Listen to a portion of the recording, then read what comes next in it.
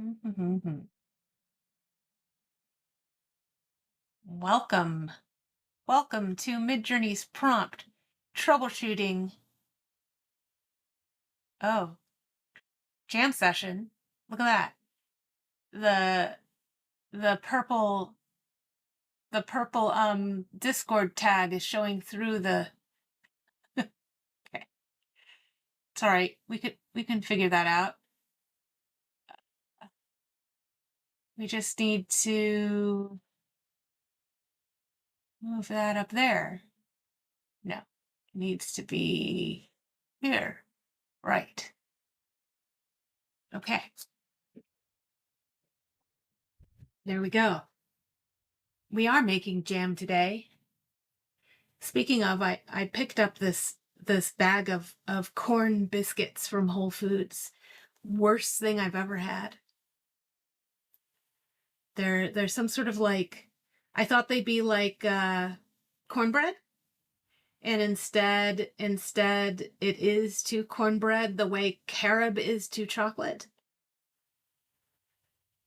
Some sort of all natural corn flavor. I don't know. Some sort of, here, let's see if I can find uh she does. She does like them. They will not. She is very happy with them. Um,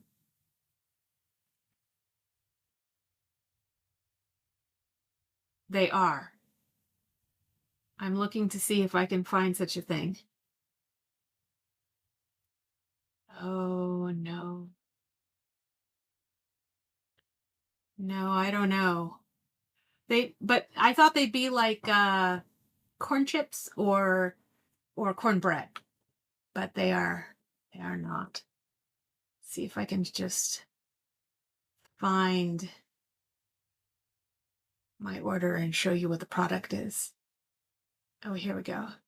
What not to buy. Here it is. Yeah, apparently they're named after the kind of cursing you do when you buy them, because they're Effie's brand. Um, where's the link? What do I have to give you the big long link? Really? Okay, I don't know.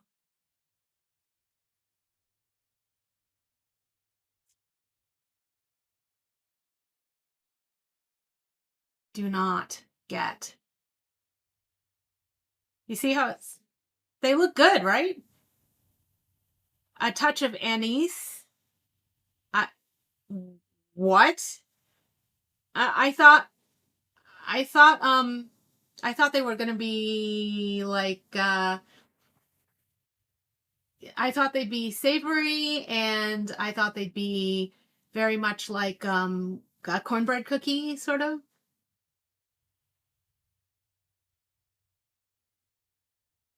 I was expecting it to be a not very sweet cookie, like a on the sweet side cracker almost. But it tastes like have you ever just had unflavored cornmeal? Just like cornmeal, like imagine you took some cornmeal and you didn't add salt and you didn't add sugar and you didn't add butter, and you just like made it with some water and made it in a pan or something. Um and it tastes very raw. I did. I put Waldorf chicken salad, but it didn't help it.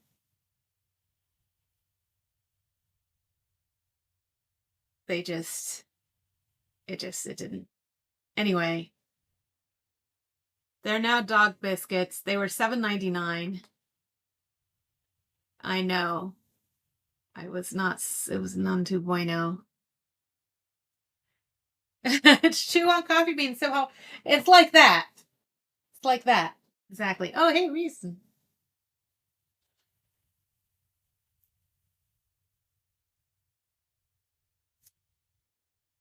Coarse cornmeal. The rest is a lie.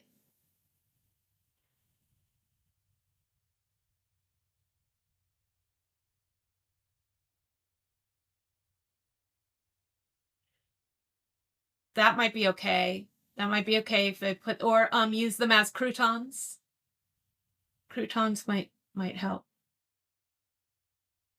Enough to make you think, what the am I eating? Like you take a bite out of it, you're like, oh, the anise is giving me cookie feels, right? Because it's a little bit, you know, it's got that sort of candy cookie the flavor. It's very floral though. Um and then and then all of a sudden it's like if someone just fucked up cornbread. Like just just didn't do it right. I shouldn't say that. I'm streaming. Messed it up as if they messed up cornbread. I know. It's too late. I'm ashamed of myself.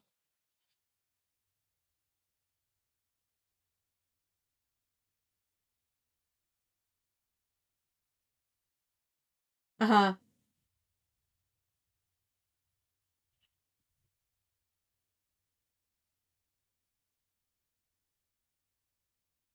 Yeah. I'll mail them to you, Reason, and you can tell me what you think. Exactly, Bert. They effied it up. That's what I was like. When I saw the brand, I was like, oh.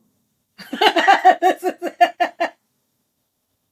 that this is their polite way of warning you. So it's called effies. Right, exactly. Okay, Maya Angelou. Um, weirder. Yeah, exactly, Snoopy. Well, how are those pears? Like stand over the sink staring in the middle distance good? Or just good?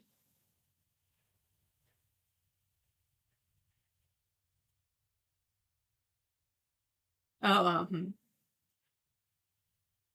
it was, yeah. They were good. Yeah, I happened to have them when they were perfectly ripe because Ipsady is from California, so she knows fruit. Her brother, her younger brother, works for Sunkist.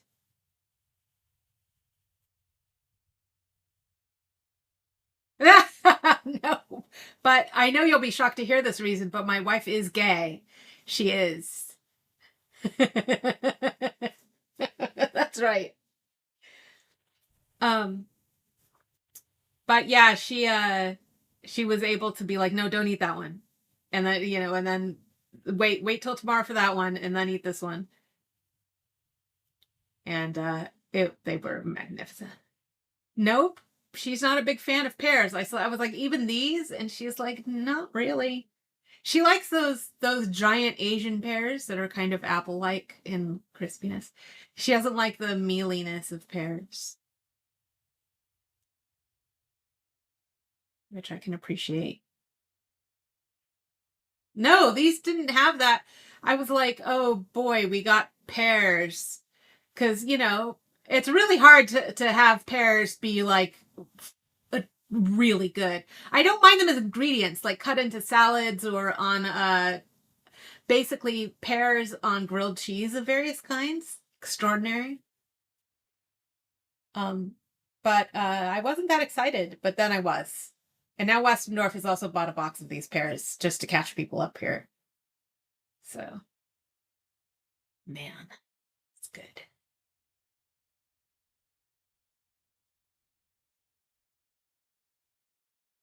What's musubi?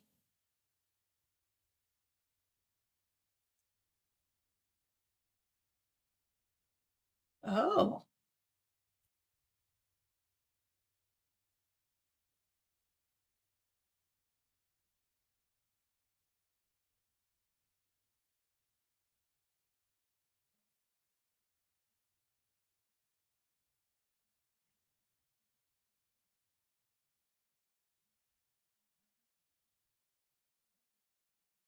this sounds amazing. Sounds amazing. Exactly, Bert. kids these days don't quite know what to make of that. Just think, we're the last adults to really understand Monty Python.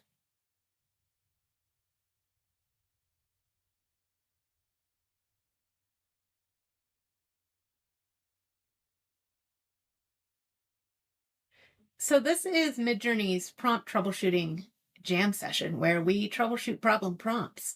If you have a problem prompt or a prompt puzzle that you've been struggling with and you would like us to help you out with your prompt issue, please let us know in chat or ask for your microphone and we will explore what you've been trying to do. If you have a project, we'd be happy to help you out.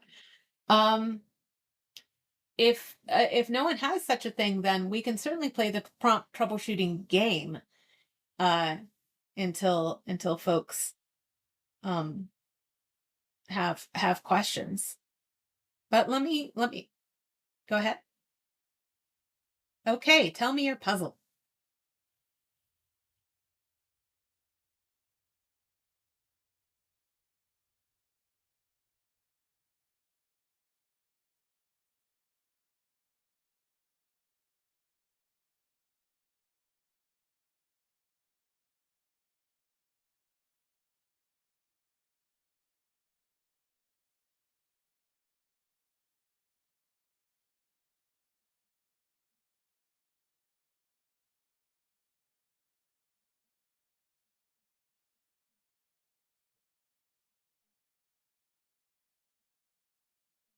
If it requires any specificity at all, it will not be easy.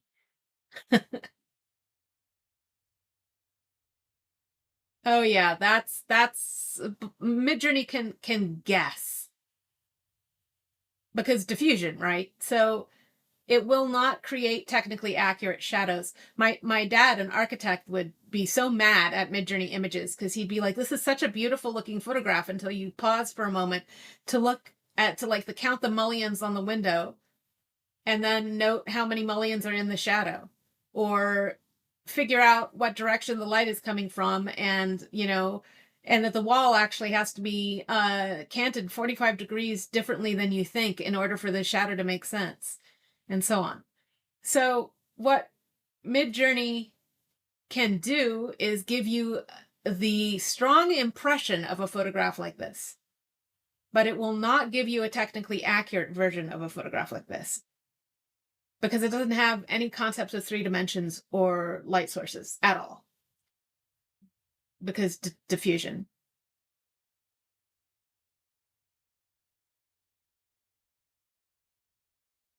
Midjourney will give you the strong impression of that, but if you showed it to an actual photographer or an architect or something, they would notice flaws right away.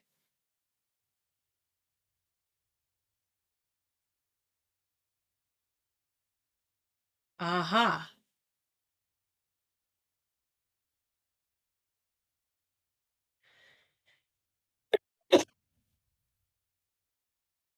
Right. Still life, if it's simple enough, you might get the suggestion of depth you're looking for. But I tell you what, as someone who, Mary Smith, as someone who yourself is concerned with realism and you're using Midjourney to create light and shadows that you think will lend realism to your final image, beware. Because it isn't really. Well, it's going to give the strong impression of it being correct. Like, unless you sit there and think about it, you'll be like, oh, yeah, that looks okay. And then you'll finally realize, well, hold on. How come the banana is casting a really long shadow and the pear is casting like a shadow shorter than it should? Like, what exactly, but it takes a beat or two to figure out that Midjourney's got it wrong. And certainly it's much harder to figure that out now than it was this time last year, you know, um, because the better the training is and the better the conditioning is and so on, the more likely it is to land on something reasonable. But it doesn't have any rules for light and space. So it can't check itself against actual occlusion, you know, or eclipsing or angles. It doesn't have any math in it. But imagine how strong these systems will be if we can marry all those things up in some unknowable future where we do have physics engines that do know those rules, and we do have three-dimensional engines, or four-dimensional engines if we include time as a dimension here. Like certainly video is smarter about shadows and lighting than still imagery because it has more rules about what makes sense as things move past things and so on. But it still doesn't actually know. But I'm so looking forward to the day where we figure out how to marry all those things up.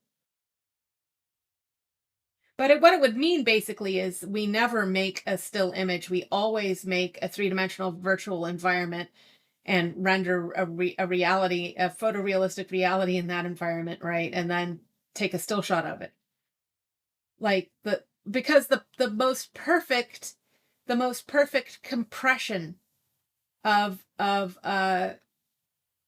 relational data reality is three-dimensional reality. I mean, this is the world. Reality is the most perfect compression of the information reality contains. We haven't found a way more efficient than reality to in other words, when we create stinky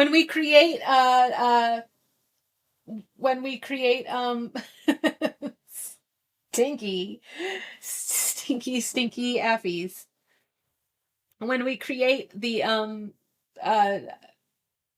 it's easier to create a world with rules that is obeyed and then grab still shots and videos from it.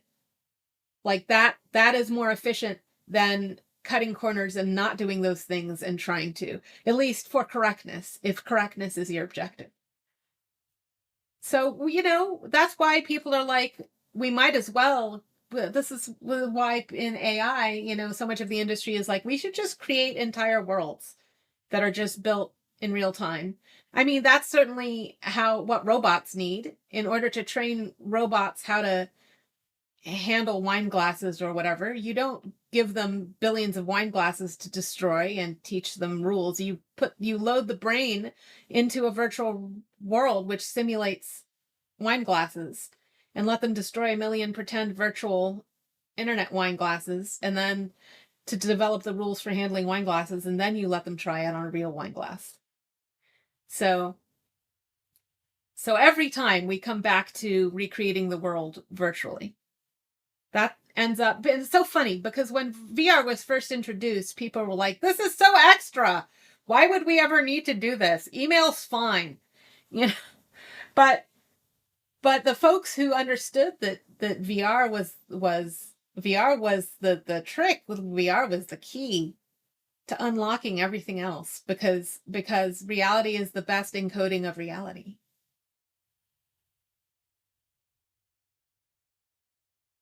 Discuss.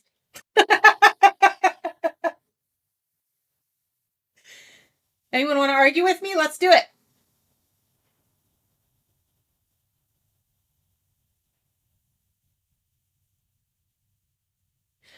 I did. When I was first introduced to this idea that reality is the best, most efficient, it is, Snoopy, efficient encoding of reality, I was like, nuh-uh, that's ridiculous. Math must be the best. Like, isn't math more efficient than, and then the answer ended up being that, yeah, well, math is great, but you need enough math to account for everything. And the best way to express all the math that accounts for everything is reality. Like, that's the most elegant expression of all the math. Right, Snoopy. So, every which way I turned it, I don't know. I was convinced. I learned this in college, so like in the 90s. where the reality was the best encoding for reality. And I was so mad at this idea because I was like, well, that's not fair. That means we can never have really good VR, right? Because we'll always have kind of shitty VR because it'll always be V reality. Because we'll always be trying to cut corners. And the moment you don't cut corners and it's reality, then it's not virtual reality anymore. So it was all very circular for me and frustrating.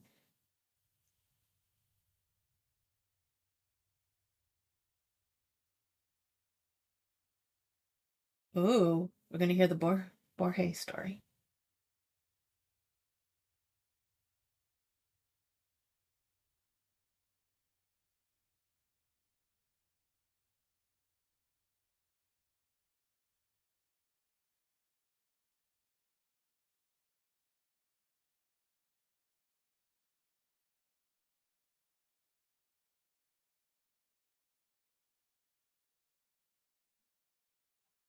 Okay, wait, say that again.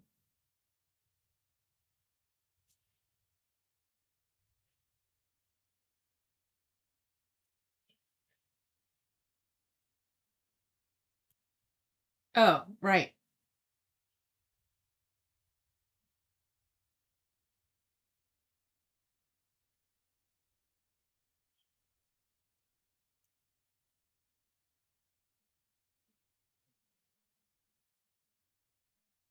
And nevertheless, people, yeah. But people don't believe that we live in a simulation either. Like science doesn't. Like that was proposed. It was very popular for a while that maybe we're brains in a vat, simulation, the Matrix. Um, like every first year philosophy student got to think about that. And and it's people don't think so anymore.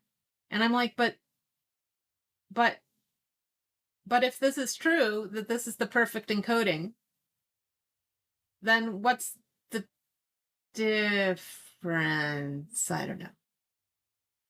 This is not something I can crack open very deeply in the middle of Midjourney prompt troubleshooting jam session.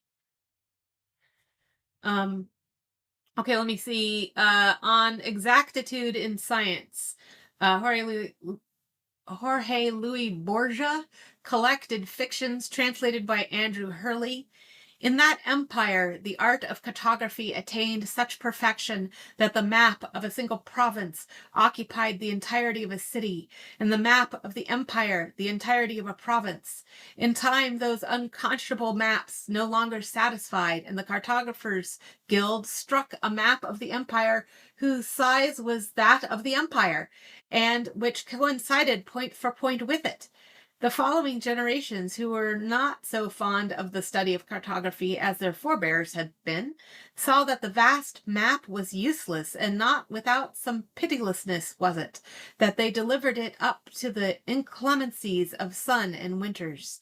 In the deserts of the West, still today, there are tattered ruins of that map, inhabited by animals and beggars. In all the land, there is no other relic of the disciplines of geography.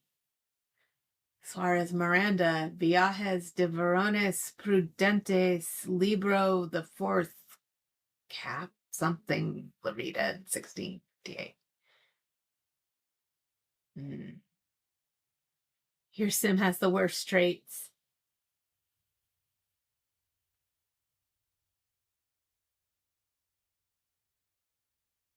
And half the time I'm just saying, Zort, Blop, Bart, Pop, Bop, Nahim, Adoma. Which is what the Sims say, for those of you who are not. Perfect accuracy destroys usefulness. Abstraction is necessary for knowledge. Models are meant to simplify, not duplicate. Excess precision leads to irrelevance. Use matters more than completeness. Total control of reality is an illusion. Meaning changes across generations. Over-complex systems collapse. Representation can replace reality dangerously. Human knowledge is temporary and fragile. Did he twirl his mustache when he said that, Himbo?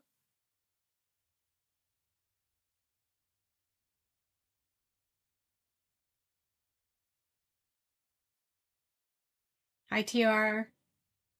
Hi, Letty. And Promptogram, by the way. You don't know. Ask your ChatGPT to take a selfie of itself. See if it's twirling its mustaches.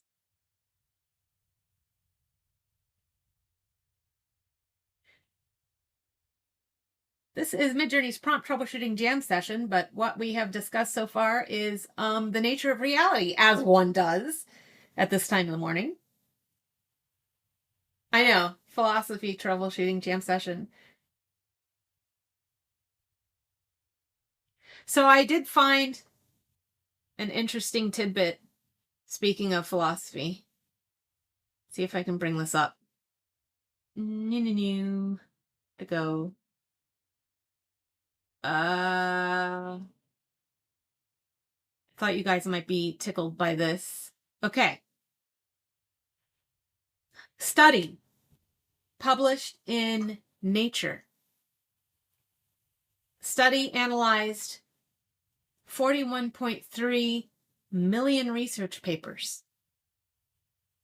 They found that scientists who use AI publish 3.02 times as many papers, receive 4.85 times as many citations, and even become research leaders 1.4 years earlier than those who don't use AI.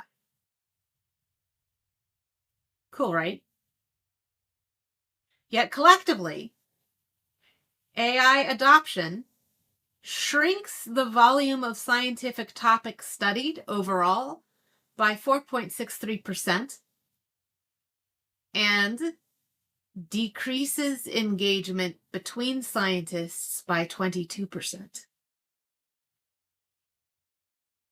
Yikes. Like, what does that mean?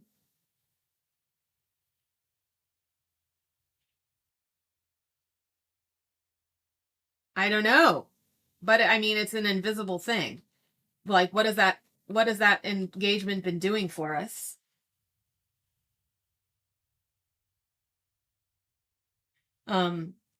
It's some invisible, like when we started introducing Chromebooks and stuff to the classroom, and some invisible thing was that we don't know what it was doing went away, and we still don't know what it was doing when we redid the classroom to use iPads and Chromebooks and things like that.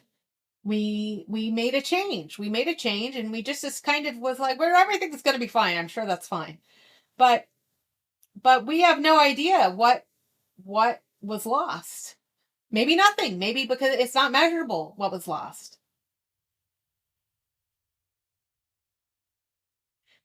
What? What?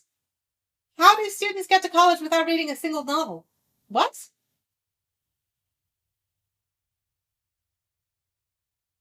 You mean they're only required to read chapters?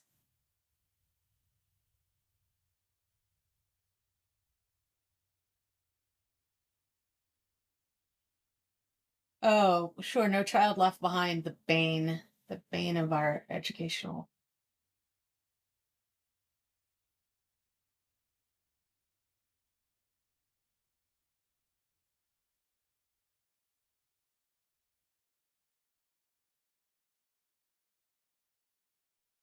Yeah. Did it say, Himbo, did it say where the new bottleneck is? I had to read so much in school. I was in advanced reading. I was in when I was in elementary school, and then advanced placement in high school, and of course, Snoopy.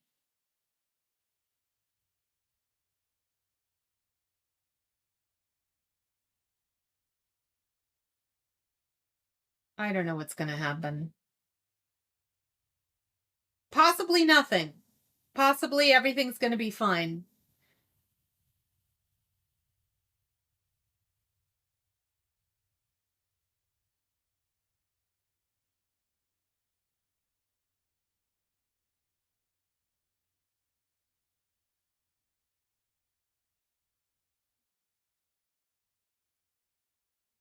I'm not sure I completely agree with all of this, Simbo.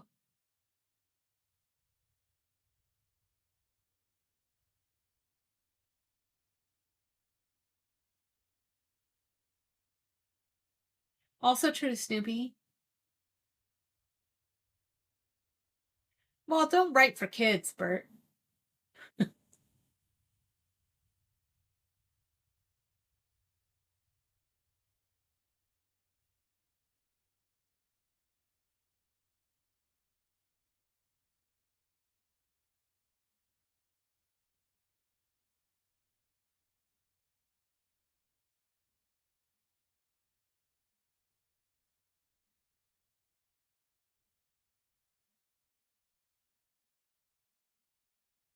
Illiterate kids turn into your coworkers.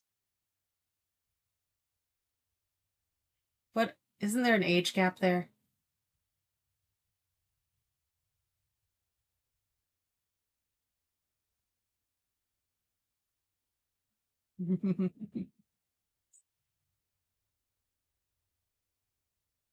Hmm. Yeah, I don't know any children right now.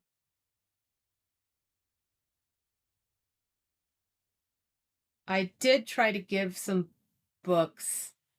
When my father passed, he left me his library, which I um it's now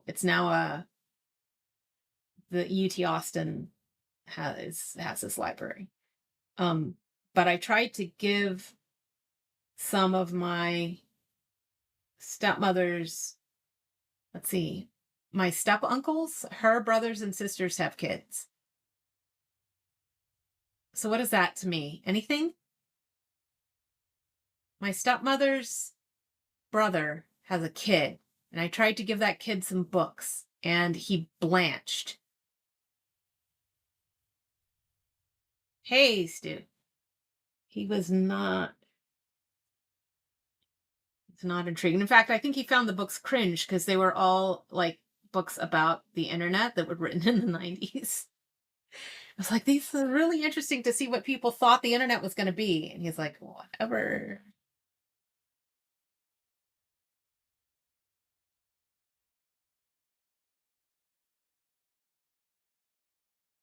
Some young people are rejecting online and going back to physical objects and reading. Yeah, yeah, yeah.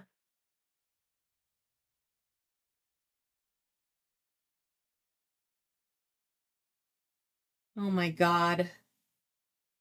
Scholastic.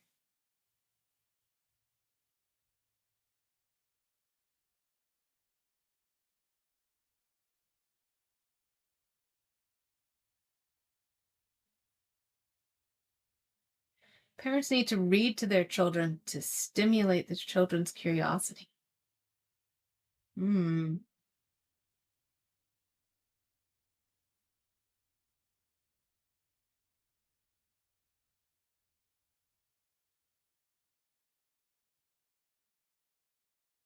Until we have a more efficient way to get information to people. I mean, is the lack of reading a big issue because we rely on reading and so not having the skill is a problem? Or is the lack of reading an issue because reading is an excellent way to, and that we haven't devised no better way to get information into the heads of others? I mean, when before we had reading, we had oral tradition, and when print came along and reading came along, and it was no longer in the it was no longer in the purview of just monks and religious folks and so on. And I mean, it the layman had to learn how to do it because it became necessary. Um, but there was nothing to recommend it intellectually or cognitively because we didn't even have a concept of what reading would do intellectually or cognitively. So if I'm going to be honest, I don't know whether our reliance on reading is tradition or if we will devise some other technology other than reading and writing that is superior for some people. I mean, if you talk about universal design for learning, UDL, it suggests that no one medium or method of conveying information to a brain will work for all brains or will work for all information. Some brains for this type of information want to read, and some brains for this type of information want to hear music, and some brains for this type of information want, fill in the blank. And then those brains for a different type of information need something else. So that UDL says the best thing we can do is not to sweat whether kids can read, but can sweat whether kids know how they learn best, and sweat whether we can get them those mechanisms easily and fairly and with equity.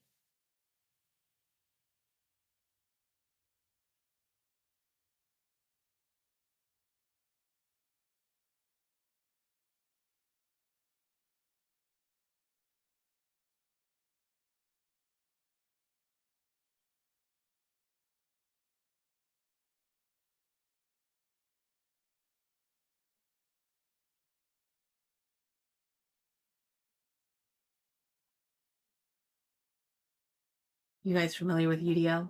I'm sure I've taught you guys UDL before if you've been around me long enough.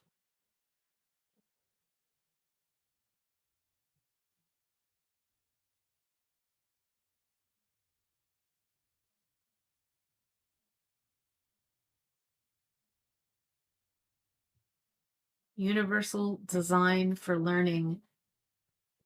The basic gist of UDL is different brains need different brains are more efficient at learning information in different ways. And for when you change that kind of information they have to learn, different brains will change the method they work best for. Now, what controls that? Is that because from you were a kid, you were read to constantly? So as an adult now you learn very well from listening, whereas you were never read to, but you struggled through the text yourself, and now as an adult you're very good at reading but terrible at listening. I don't know what controls all of that.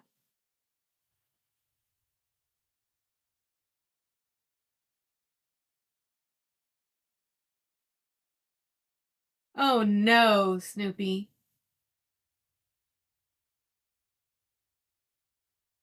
I left the industry like 5 years ago.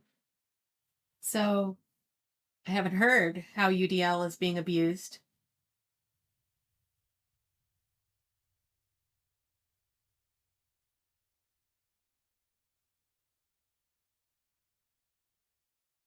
I see, I see.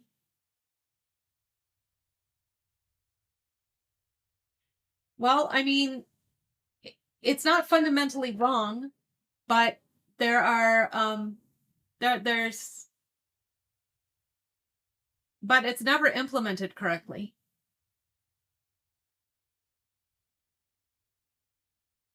I mean, I've never seen except maybe Montessori. Montessori is a little bit better with UDL because Montessori basically just says, yeah, in a small class setting, which Montessori, well, my experience with Montessori was, of course. Is it because the teachers don't understand UDL, or is it because the teachers are not given the time and space? It's that. That's what I thought. Because they're trying to sustain funding, and so they have to change the goals of the classroom.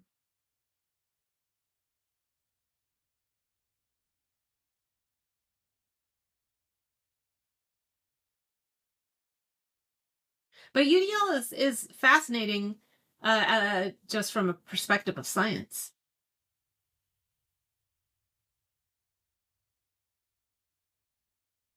Oh, really?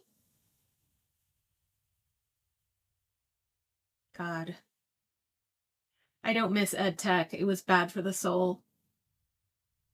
Is there anyone else here besides Snoopy and I that have been involved in education? Or that you're a parent? Are you a parent, anyone? It's a troubling topic, hey?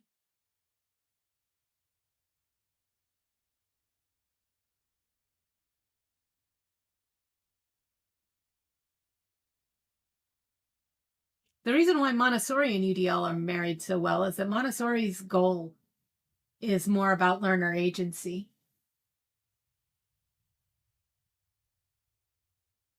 Also, this is actually Midjourney's troubleshooting jam session. It is not really a philosophical discussion about um, the philosophical implications of AI or the state of education in the country,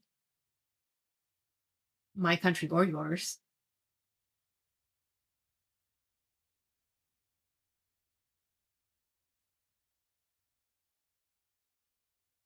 But if we do not have questions about Midjourney,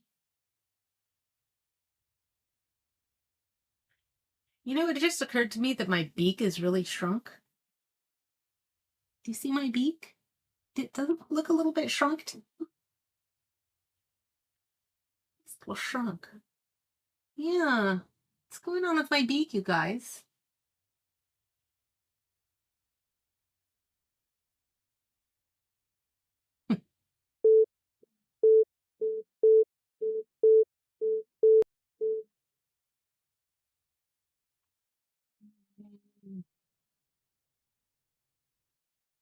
I don't know why it's doing that.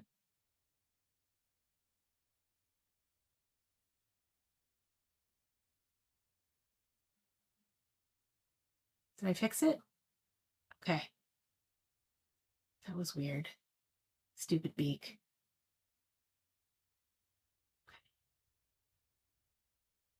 I don't know. Yeah, it might have been.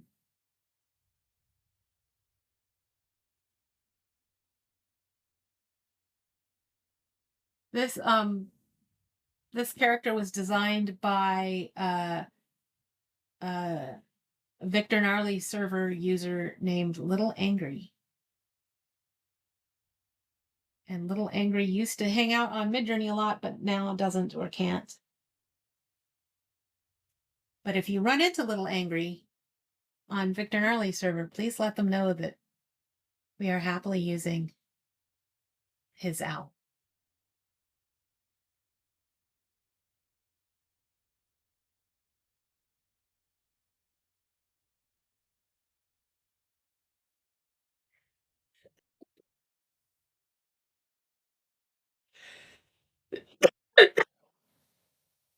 Okay, well, let me see if I can set up the troubleshooting game. Because that's fun.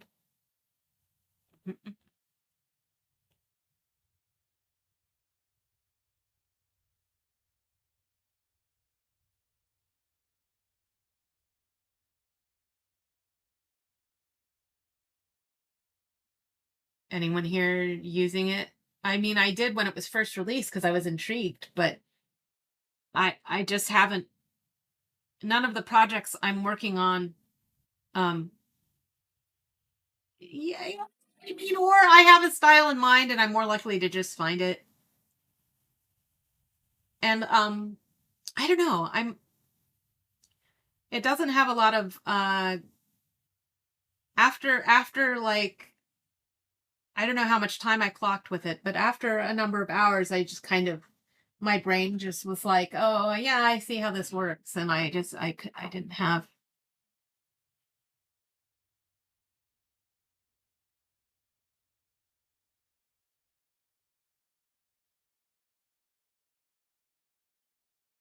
Yeah. I think that people who fall in love with things because it makes their brain bubble, like there's some alchemy with their brain, that alchemy dies down after you get used to it, after you become accustomed to it. um and there's some people like Wonderful World of Stuff or whatever that just their eyeballs are just hungry for exploring it just all the time. So it is in their character to always be delighted with it. But for myself, I like I tend to gravitate toward things when they have functional properties. Like I need something to do this. I need this to happen, and this does that. So now I like this because it does that. But I don't have any such goals right now.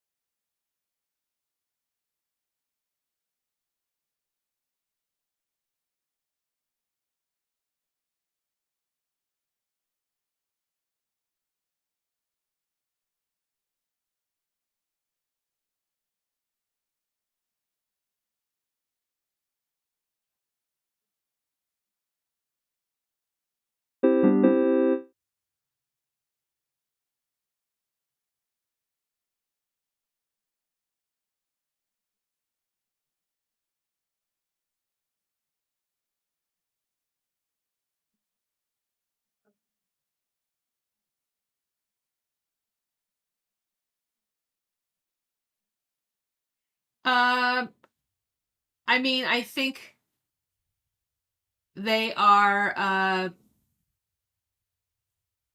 being used by accident that there they are, and you are that they are and they are loaded up, and then you're like, oh, there it is. But I don't know that people are like, adding it to their sig file or something, like this is my Midjourney profile, you know or like using it as a portfolio or something.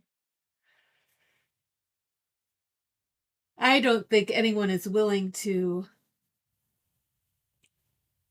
I think the role of AI in creativity has not settled enough yet. I think people are still fussy about it. I think in fandom it's probably okay, but not in any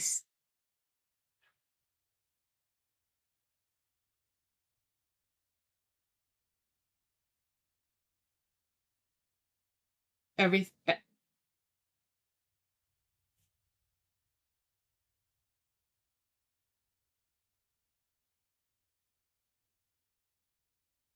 You mean they don't quite match your vision, or they're not technically correct?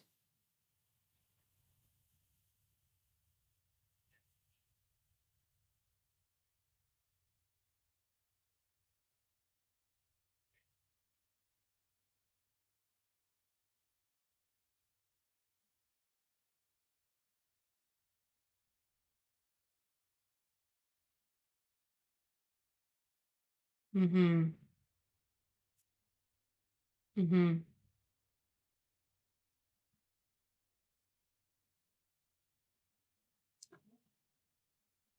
Well, maybe. I mean, for me, the reason why I'm not willing to share is not like, oh, it's not really very coherent. It's usually like, I don't feel like this is mine because I had a vision in mind, and Midjourney is not capable of letting me create this.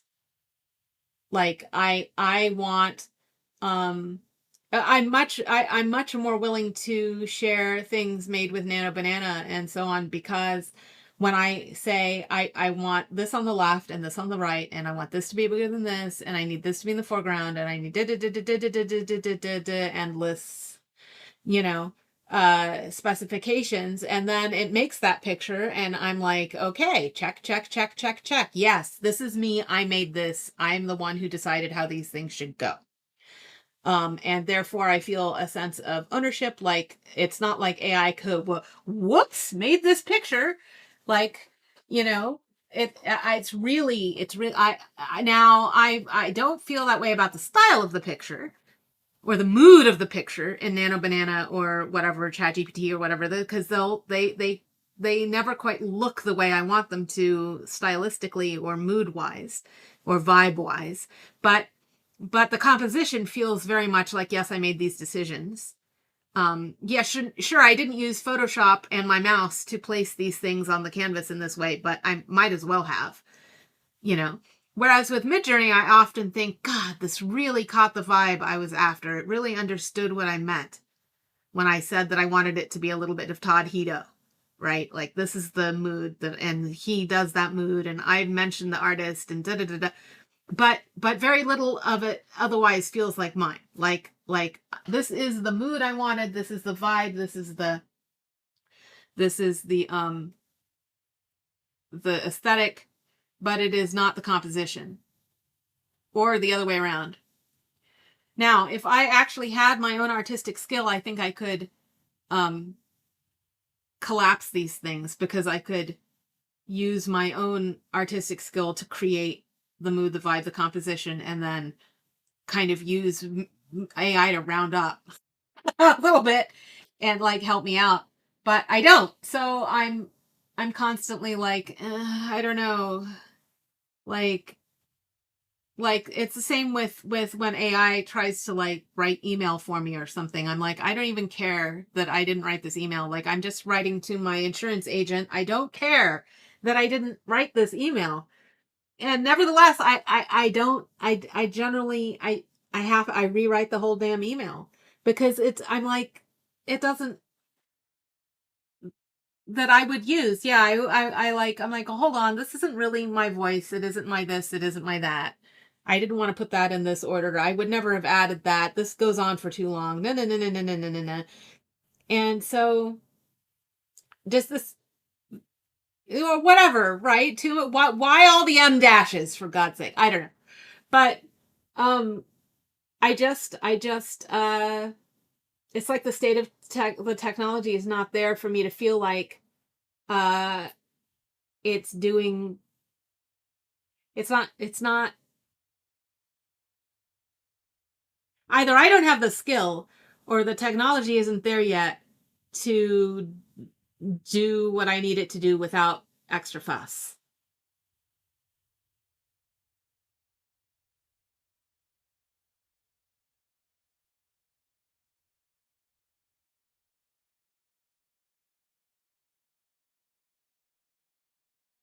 Mm-hmm. Absolutely. Well, and like, just as a random example, for a little while I made jewelry, but I felt like the jewelry was kind of making itself, insofar as I had boxes of bits, and those bits could be physically connected to each other in a constrained number of ways, and only looked good together in a constrained number of ways. And it's not like I'm a metal worker and I could just suddenly be like, actually, I would like an tiny elephant standing on the back of a ladybug. That's the charm I want to make. No, of course not. I'd have to find out if I had, well, do I have a ladybug charm, and what is the relationship in size to the elephant charm? Can I find one? Can I order one? Can I?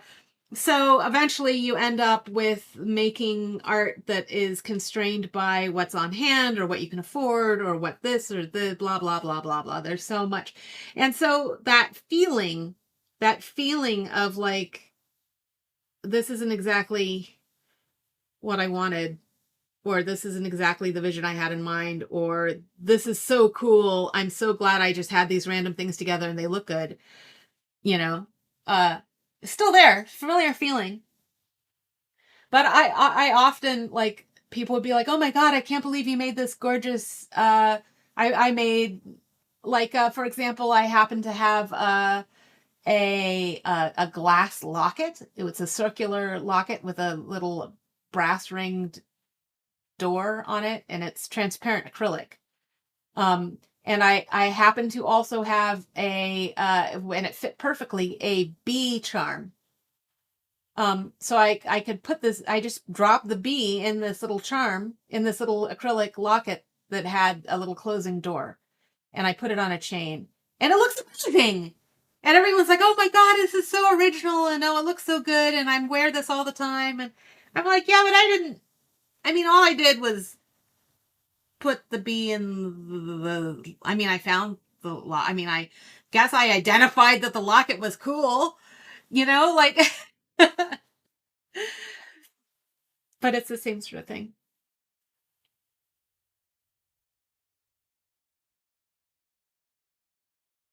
But we're so critical right now because of AI. We're so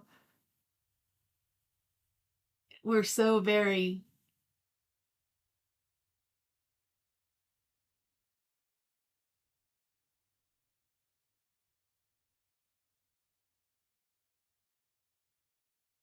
It's because of me. Yeah.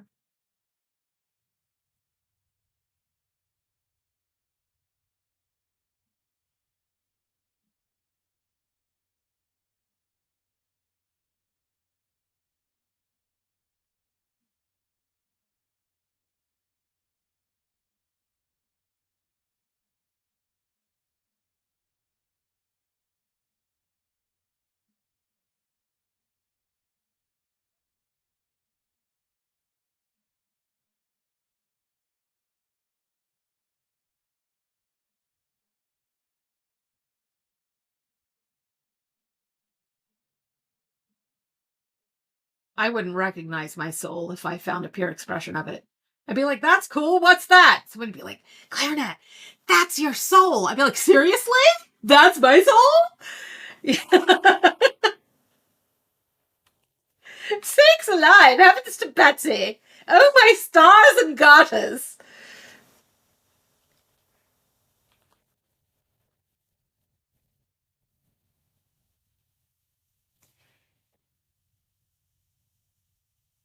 Yeah, Bert, I've been teaching AI research papers using graphic novel formats. Have you seen these? Like, because the research papers, I mean, you could just say like, okay, it's a lot big complicated research paper. Here's ChatGPT's too long didn't read of this research paper. I was like, but that it doesn't help me feel like I'm learning. So I devised this prompt that goes between ChatGPT and Nano Banana, and as you say, storyboards this graphic novel which explains the concepts of the paper. That's been working out. Again, the style is terrible, but I'm really not unhappy with people seem really interested to learn that way too. I mean, they're only like it's like the graphic novel, quote unquote graphic novel, is like 5 PowerPoint slides. Like, and each slide is like 3 panels or something like that of this graphic novel. And I tell you what, even though I'm doing my best to storyboard uh, something's going on where my prompt degrades, and so the last page or two of my little graphic novel explainer is always garbage.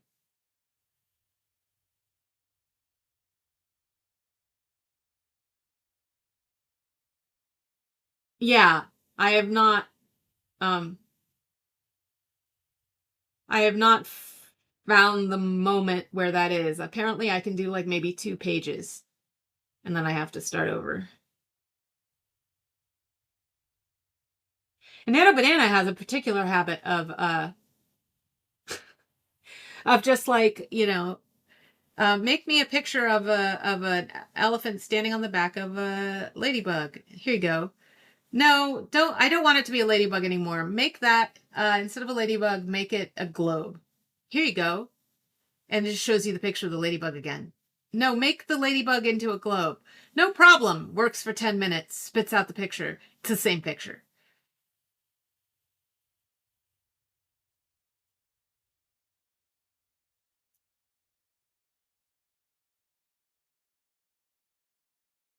The spits out the same picture over and over and over again with full confidence.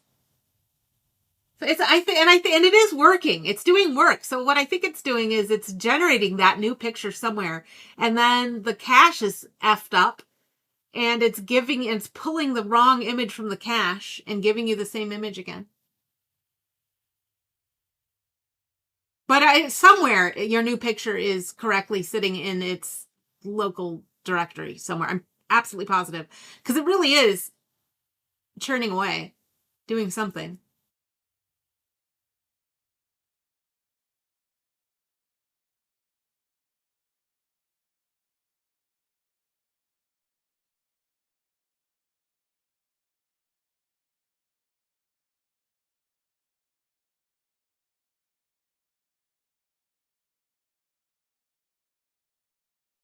Flow. I don't think I've learned about flow yet.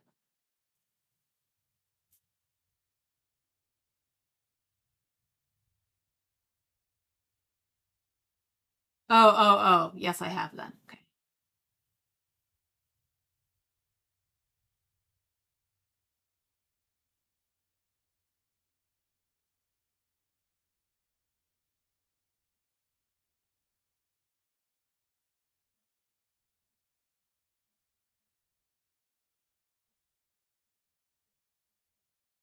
I'm going to just paste this in so that people can catch up on that if they want.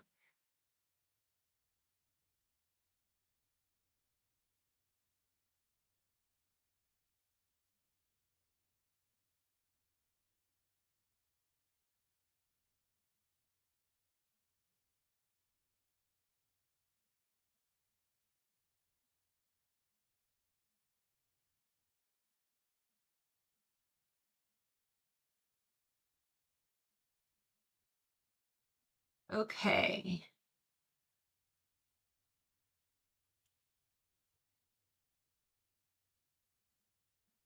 Guess so.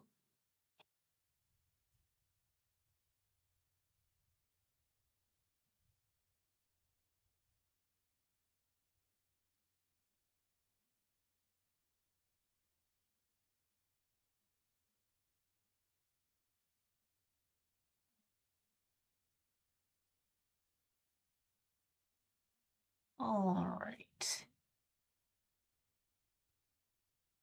Oh, yeah. I have this new prompt game I've been working on. It's not ready yet, but I'll describe it and you guys can tell me whether this is an exciting idea or sounds impossible. I'm super excited by this. I have a prompt, a Nano Banana type prompt that takes an image from Midjourney and turns it into a functional Magic the Gathering type card with an attack, a defense, and a special effect. So what it does is allow you to play real-time Midjourney War. So I say, Bert, make a beast, and Johnny, make a beast, and you guys both submit your beast to me, and I give it to the prompt, and then you both get back a card based on its analysis of your beast. Excellent. That sort of thing. It does an analysis of your picture, and it comes up with the name of the card and its attack and defense and its special effect and so on. And then your beast and Johnny's beast fight. And you get to keep Johnny's card if you win, and vice versa. And so you build a deck.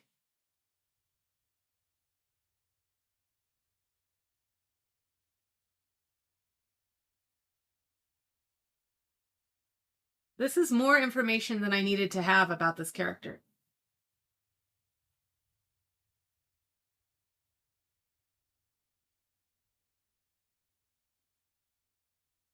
What is it about Taco Bell that makes so many people sick? Don't answer that. I don't actually want to know.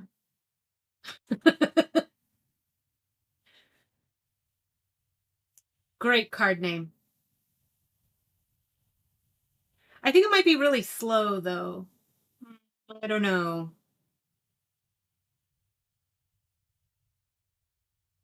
And I think something more will have to be done to make it intriguing besides...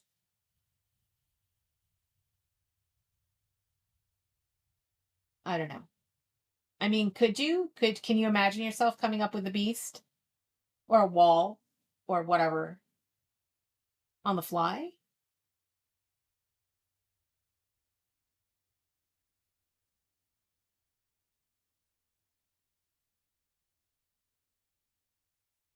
But you can't.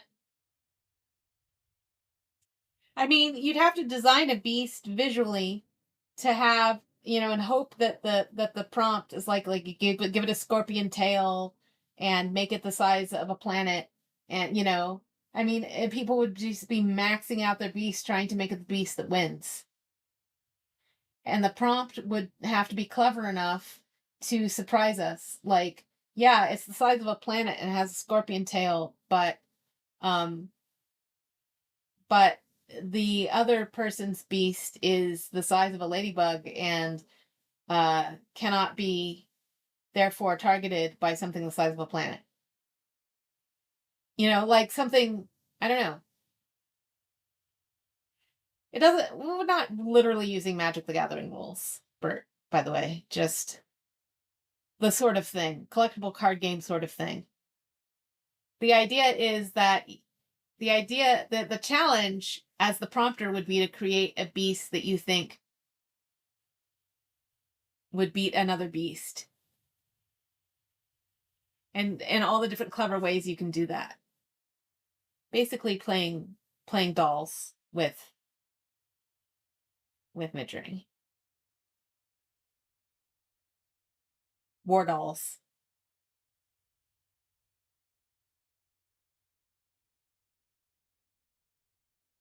Right.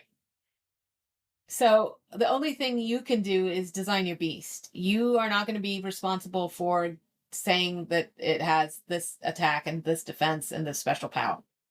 That's going to come from the prompt, which will examine your image and make those decisions for you. So ultimately, you figure out how the prompt works and you start playing to the prompt, I guess, to see if you can manipulate the prompt into giving you the winning card.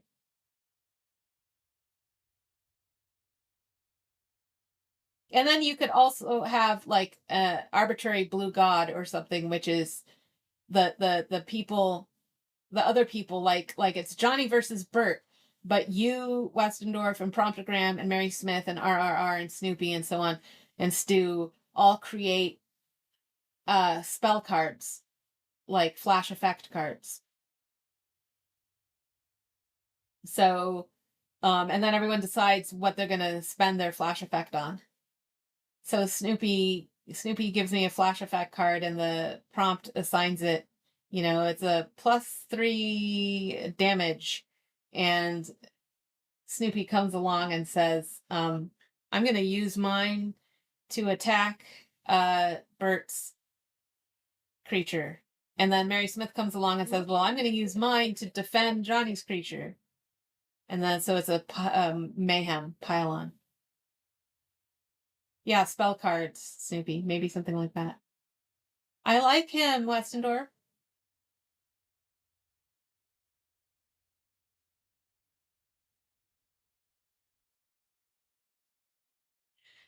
Bert says you could allot stat points for a pool and then rock, paper, scissors and stats. So someone 20 points in attack is a glass cannon but can't take a single hit. Or balanced beast can do more of whatever function.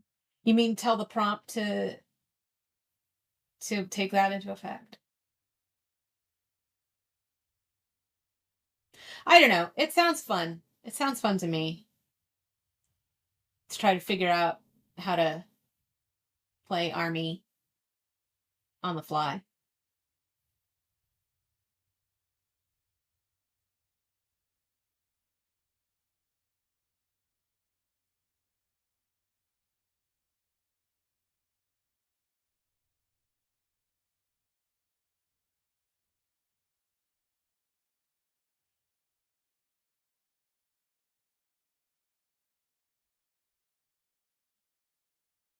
Oh, right, Bert. Yeah, the you don't tell Nano my beast has 1,000 hit points and infinite attack. You give Nano the picture, or ChatGPT the picture of like Westendorf's picture. And based on the prompt's math, it will examine that picture and justify a way to come up with its stats for you. The players do not come up with the card stats. The players come up with the card image only. Right. And that's because otherwise we'd all be like, I'm Infinity. I'm Infinity Googleplex. Right. So, right. You guys just make the image of your special effect or your beast or whatever. Maybe I'll have a spinner that assigns people, like, you guys, you three are special effects, you're a wall, you two are beasts, and you're a and all of us together make a little battle scene. Exactly, Bert. That's how it would go. For all we know, Westendorf's second creature would beat the shit out of your unicorn nose. Pretty sure.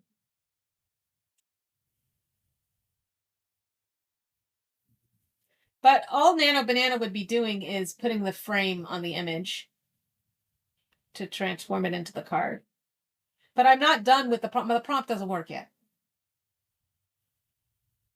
It's a land narwhal. Oh. Bless my sweet little heart for not knowing that.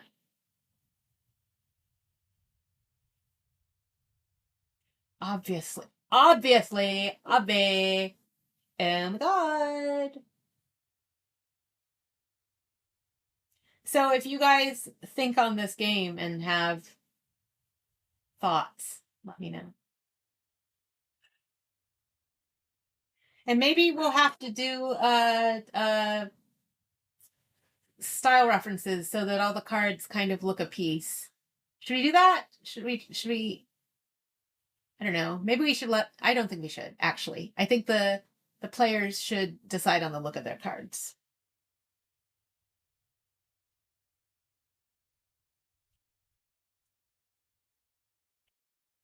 But you could decide that all your cards are going to use that style reference so that your cards all look signature Mary Smith. And then everyone inherits everyone else's cards over time.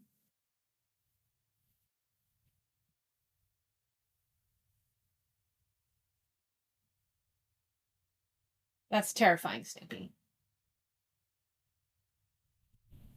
Okay, Stu, I like that. Infinity power.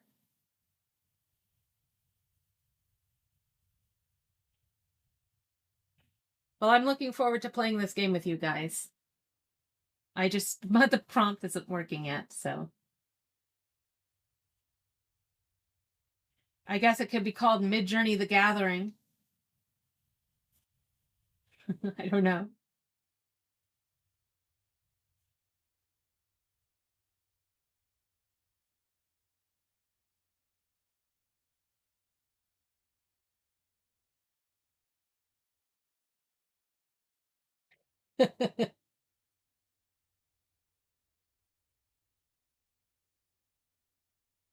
Hey, Beaks.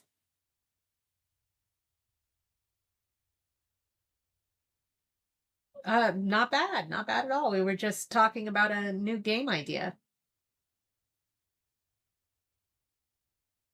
You survived. What did you survive?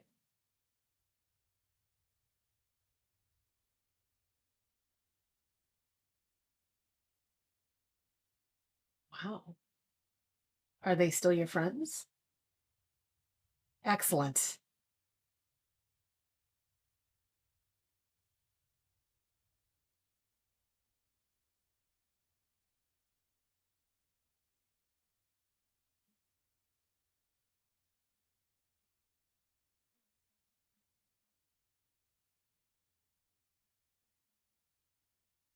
What? British English?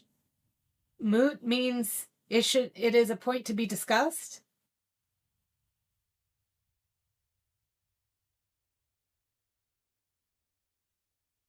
So like a Viking moot. A gathering.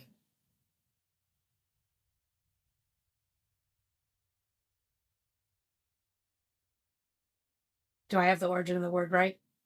Right? A moot? A gathering? A meeting? It's also very American to be like, it's just a bunch of talking that does nothing. Effing Americans.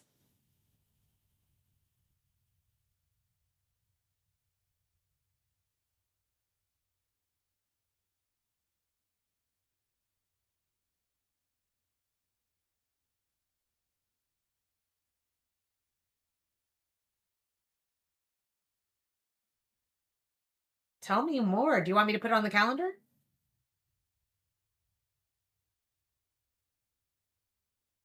Oh.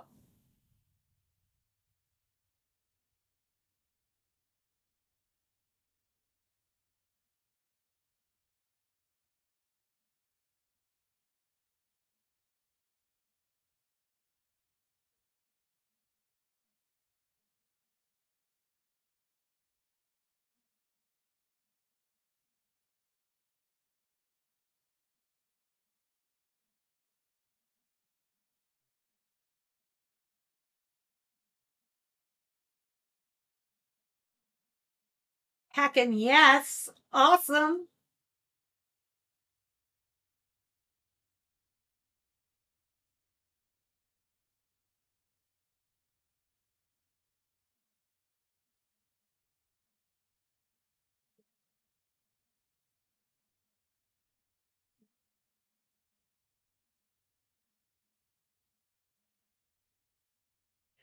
Midjourney the Gathering. I don't know what it should be called. But what you do is you spin a spinner, maybe, and oh, it was intentional. Okay, I thought I was correcting Midjourney there, Snoopy. I think right now I'm making this up as I go along. Beaks. You spin a spinner, and for every player gets assigned whether they're going to be making a beast, a wall, or a spell card.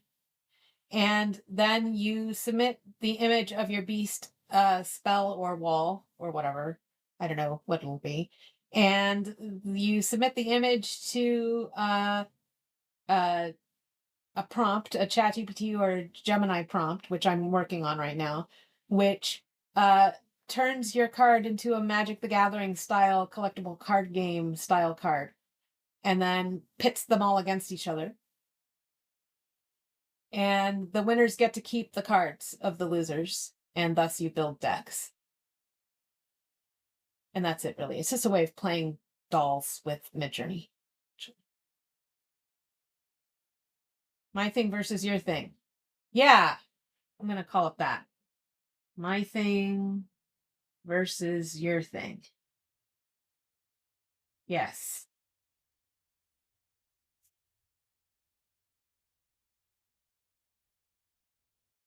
Where we all get to just make up, and you don't get to decide on the stats. The prompt decides your stats by looking at your image and justifying the stats based on what the image is. So it's in your best interest to create an intriguing beast or whatever. So, and the prompt will be smart enough to do surprising things. So like if we were joking that if you made, like, my beast is called Infinity Beast and it's the size of a planet with a scorpion tail. Haha, you can never beat Infinity Beast. And somebody else makes a fluffy cat the size of a jelly bean. And then the prompt might be clever enough to say that the can't be targeted, right? The jelly bean can't be targeted by this thing the size of a planet because of the size mismatch or whatever. So there'll be interesting depending on the prompt. Depending on what I can get the prompt to do, it'll be interesting to see my thing versus your thing.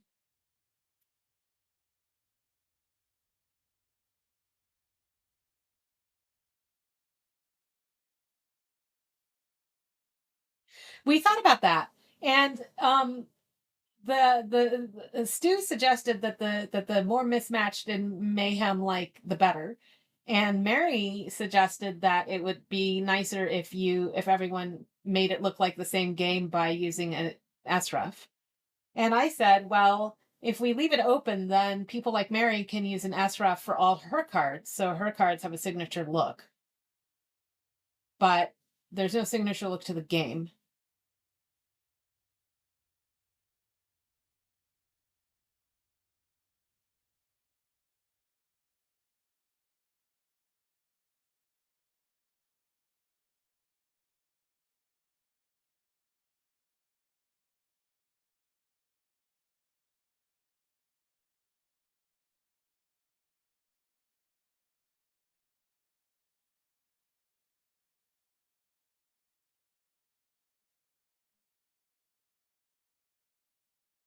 Oh, no. The reason why I'm saying no is that the ChatGPT prompt makes the card out of your image, complete with text and stats and everything. So I give it your Midjourney image, which will be a 3x2 image, and it will make a card out of it. And then you get your card back, the whole card back. I think so. I think that's right. Or 4x5, rather. 5x4. I'll have to look it up. I don't have it in front of me. But it's just the the picture. What?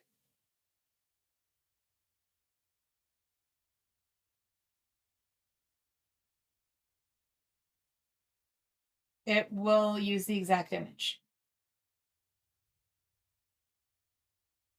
It'll basically just place it in the template for, I mean, alternately I could set this up using Adobe Express or Canva or with a literal template, but I think I've got it so that it will just place the picture in the frame and then put the text on the frame for us. But if it doesn't work out that way, I'll let you guys know and we can devise something else.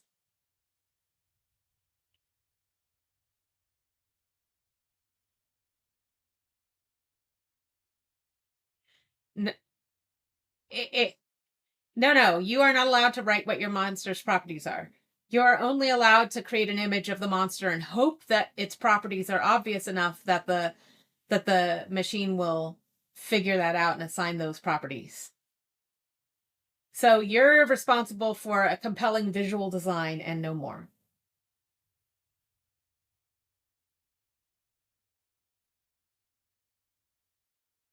Well, not yet because I'm just do not have this prompt working yet. But I did want to tease the idea because I think I'm close. I think it's going to be okay.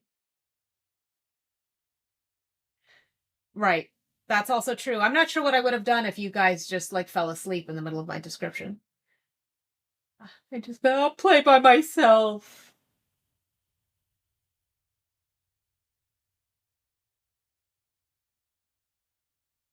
Bro, come on. Bros versus bros.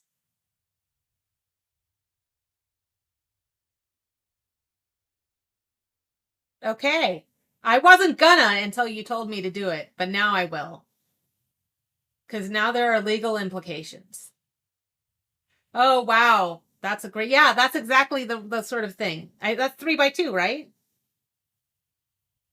That's 3x2. So that's right. So it would shrink it and stick it in on a little magic card thing, and it'll put a little, um, we'll have to decide how much comes from the user. But right now, I think what comes from the user is just this image. And then the prompt is smart enough to go like, ooh, it has poison spines.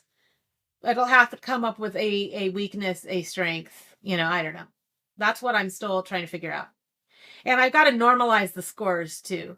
So I'm sitting here trying to research like, okay, what do collectible card games do about that? Like, can I just borrow Magic the Gathering rules? Like, just be like, like the strongest something can be 10 unless augmented by a spell. That sort of thing.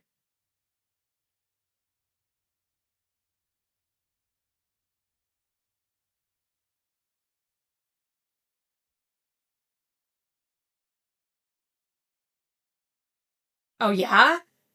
Oh yeah. You're making me wanna order a box, but I don't have any money. Ah.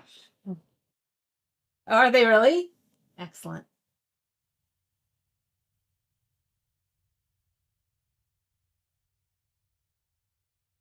That's tempting. Well, no!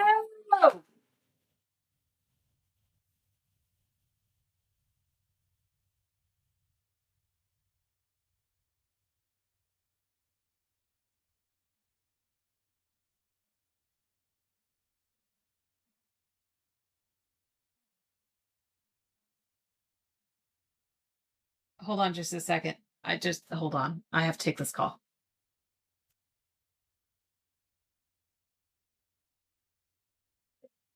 Britain incorrectly canceled her pills. ... Can you please kick it and send it through so that it does not cancel?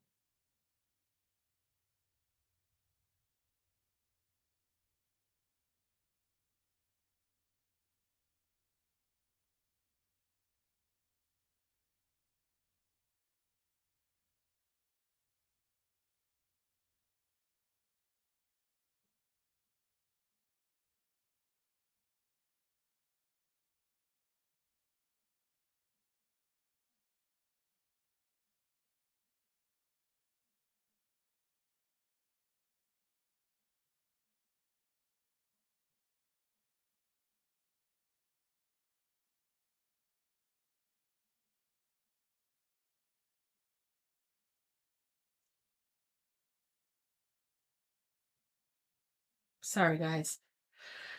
Okay. Yeah. That might be 4-5 though. What Snoopy just showed, not 3-2, or maybe it's not 1-1, is it? That's not one. 3-4, 3-4,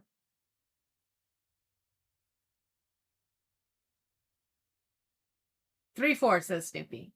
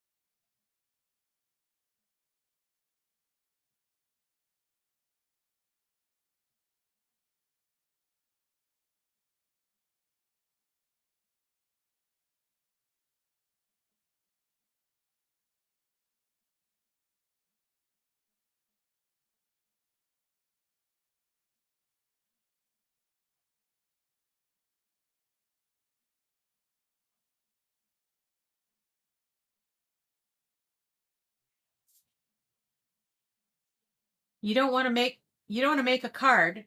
You don't want to make a whole card. You just want to make the image that appears in the card.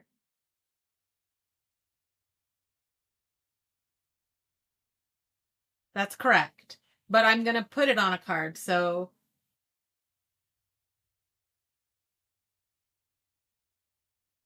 yes, it has to be. I believe it has to be 3-2. That's what I thought. But then Snoopy came around and showed us Black Lotus there. But that is not a real card apparently. So,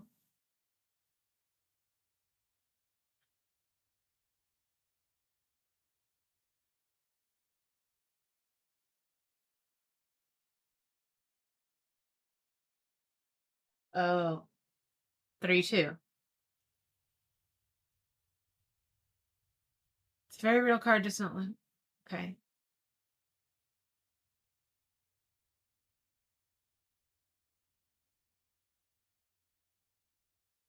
It's either going to be, oh yeah, the second one looks more like, second one looks right. Yeah.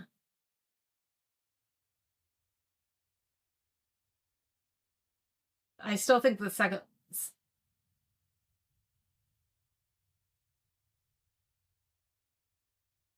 it's the second one. The second one. You would? This.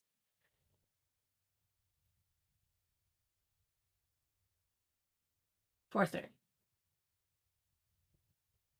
4-3. Thank you, Beaks.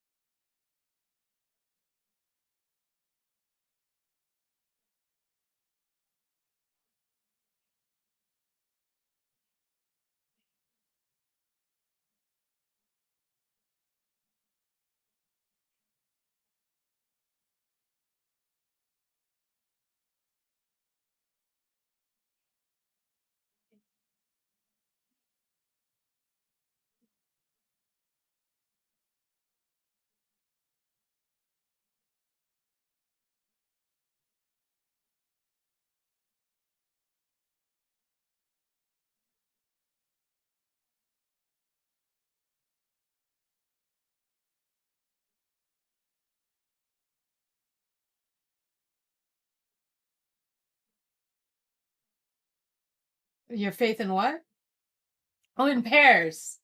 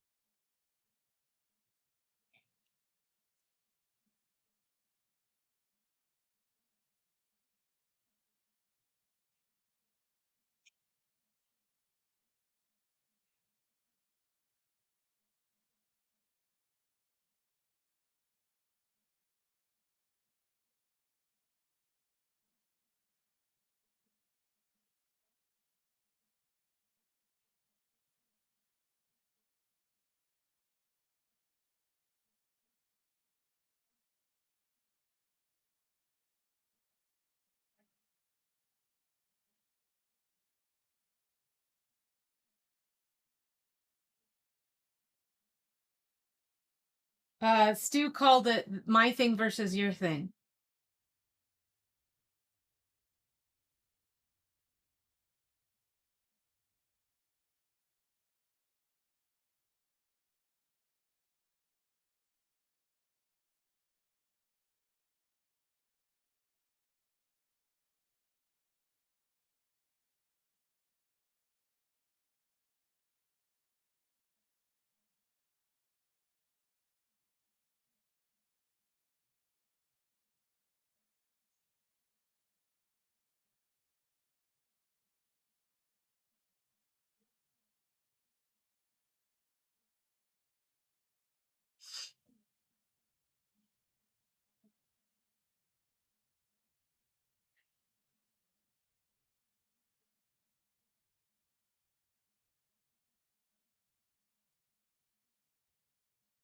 Or food. I like this is a like a shepherd's pie beast.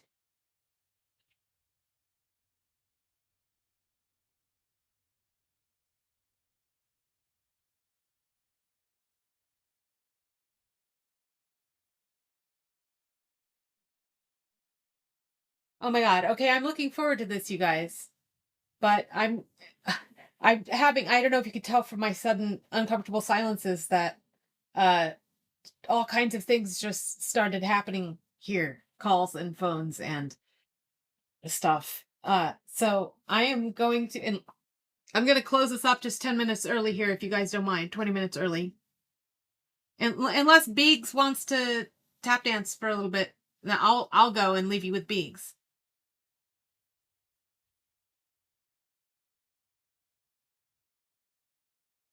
Okay. Okay, sounds good.